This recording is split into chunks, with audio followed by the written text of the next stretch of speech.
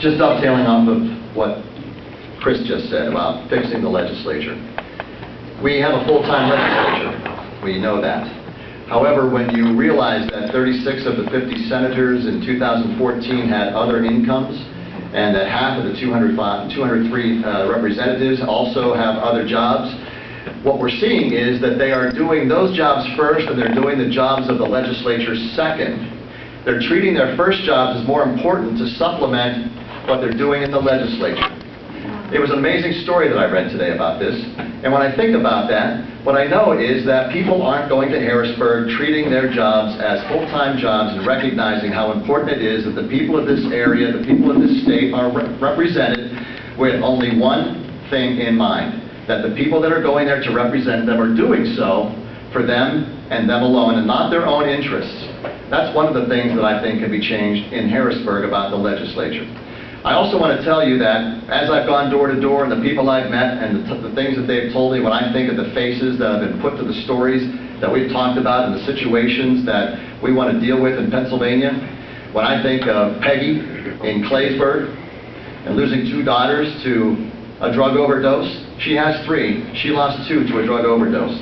And when I could sit there and talk to her about my story and she could tell me to please go to Harrisburg and make a difference, or when I can do a story with a reporter and have him stop me so that I can tell him about my story and he wants to know how I can help him recognize something that's going on in his family and how he wants to know how did I do it. How did I go from being down here to being standing up here and talking to you? I did it because I have faith, I believe in myself, and God is with me. And He's providing me with the words that I say to you tonight. That I believe I could be the best state representative to represent you in the House of Representatives for the 80th District.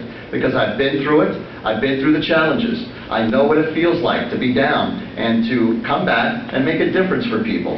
The people in this room that I can look out at and think, I've made such a difference for them and they've made such a difference for me, I thank you. Thank you for giving me this opportunity.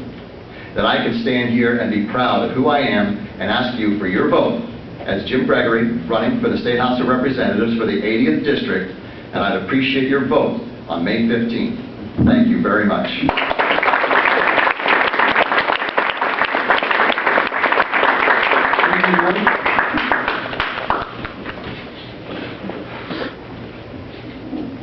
To tell you a story, when my first year in office, we had the budget impasse for so many months.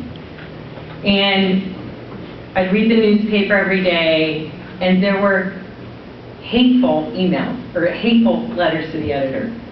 And if they were my constituents, I called them up, and I would say, I just want to share my thoughts about your letter to the editor, and I want to explain what we've done. We've done this, and this, and this, and they'd say, I didn't know that. And I said, I just wanted you to know. There was a gentleman who lived near the office. And I said to the staff, bring him in. Get him in here. And he came in, and we had a wonderful talk. And he had a hateful letter to the editor. And we were able to talk and work that out. And he left. I gave him a hug. I showed him pictures of my son. And we had just a wonderful visit. And I think that tells you about me and what I try to do. I work with people. Why do so many people have yard signs for me? It's because they know I will always have their back. And then I will represent them and I will be fair.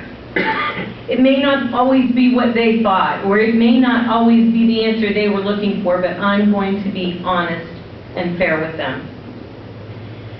I've worked in the party. I've helped get other Republicans elected. I've lived here my whole life. I believe in service to my community. I believe in hard work. The 30th District is a conservative district and it deserves a proven conservative to represent it. I'm the only candidate in the race that possesses those qualities. I don't need training wheels. I know what to do. Thank you.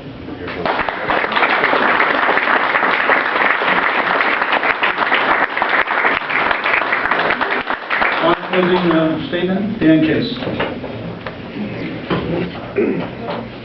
Dave, I feel like I'm prosecuting. I get to talk last. I'm going back in time here.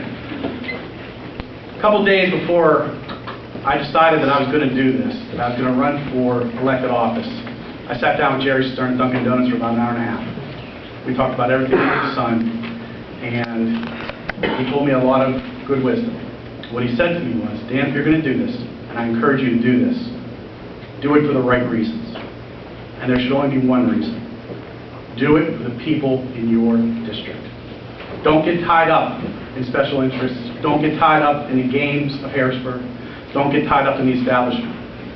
Well, I can tell you that I'm happy with the race that I've run. I have not taken one penny of special interest dollars. I'm being handed out to you right now is a list of what my opponent has taken. That's only through last year. 83 different times she took special interest money. And we looked at her list today, she took 30 more special interest donations. That working for you? She just said she works for her constituents. I beg to differ. Over 100 times in 4 years, she has taken special interest money. Over 100 times in 4 years, she has put them first. Over you. Over this community. Look online. It's all there. It's directly taken from her reports she filed.